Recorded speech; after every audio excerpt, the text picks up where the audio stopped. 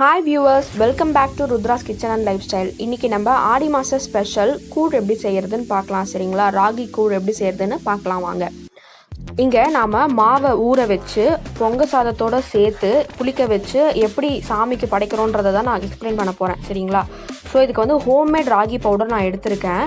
இது வந்து நான் வீட்லேயே அரைச்சிக்கிட்டேன். சப்போஸ் உங்ககிட்ட இல்லை அப்படின்னா நம்ம வந்துட்டு கடையில் கூட வாங்கி பண்ணலாம். ஓகேவா? இப்போ வந்து டே 1 முதல் நாள் நைட்டு நம்ம என்ன பண்ணுறோன்னா, இங்கே நம்ம 1 கப்பு ராகி பவுடருக்கு 2 கப்பு தண்ணி ஊற்றி ஊற வச்சுடுறோம். சரிங்களா? பெரிய ப்ராசஸ்லாம் ஒன்றும் இல்லை. என்னால் முடியல அப்படின்னா 8 மணி நேரம் நீங்கள் ஊற வச்சுக்கலாம். இந்த மாதிரி கரைச்சி ஒரு ஓரமாக வச்சுருங்க. இப்போ வந்து 2வது நாள் ஈவினிங் ஒரு 7 to 8 அந்த டைமில் என்ன பண்ணுறீங்கன்னா, எந்த கப்பில் நீங்கள் ராகி மாவு அளந்தீங்களோ அதே கப்பில் சாப்பாடு எடுத்துக்கோங்க, ரைஸு. அந்த ரைஸ் வந்துட்டு 8 டம்ளர் வாட்டரில் இந்த மாதிரி முழுகி நல்லா கொதிக்க வைங்க.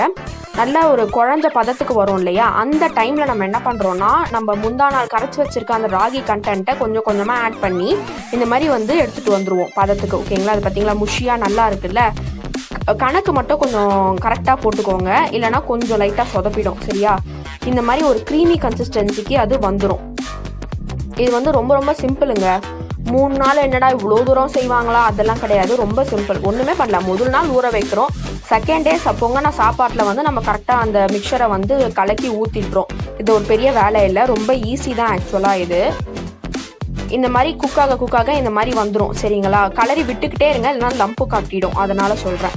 ஸோ இந்த மாதிரி கலரிட்டே இருந்தீங்கன்னா 20 மினிட்ஸில் இது ரெடி ஆகிடும். ஓகேவா? டே 1 நம்ம ஊற வைக்கிறோம். டே 2 20 மினிட்ஸில் பொங்கன சாதத்தில் இதை கலரிட்டே இருந்தீங்கன்னா உங்களுக்கு இது ரெடி ஆகிடும், இந்த ப்ராசஸ். ஓகேவா?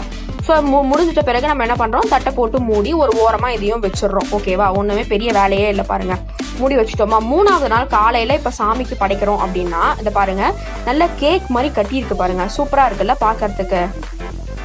ஸோ இப்போ இந்த சாதத்தில் நம்ம என்னென்ன பண்ணலாம் அப்படின்னா, தயிர் போட்டு கலந்து சாமிக்கு வைப்பாங்க.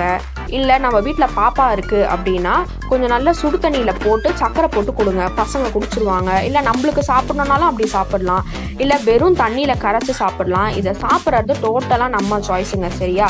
ஒன்று தயிர் ஆட் பண்ணிக்கலாம், இல்லை தண்ணி ஊற்றிக்கலாம், இல்லை பால் கலந்துக்கலாம், சக்கரை போட்டு சாப்பிடலாம், உப்பு போட்டு சாப்பிடலாம். Totally up to your choice. ஓகேவா? ஸோ தேங்க்ஸ் ஃபார் வாட்சிங் Rudra's kitchen and lifestyle. கண்டிப்பாக இந்த ஆடி மாதத்தில் இதை செஞ்சு சாப்பிடுங்க. Thanks friend.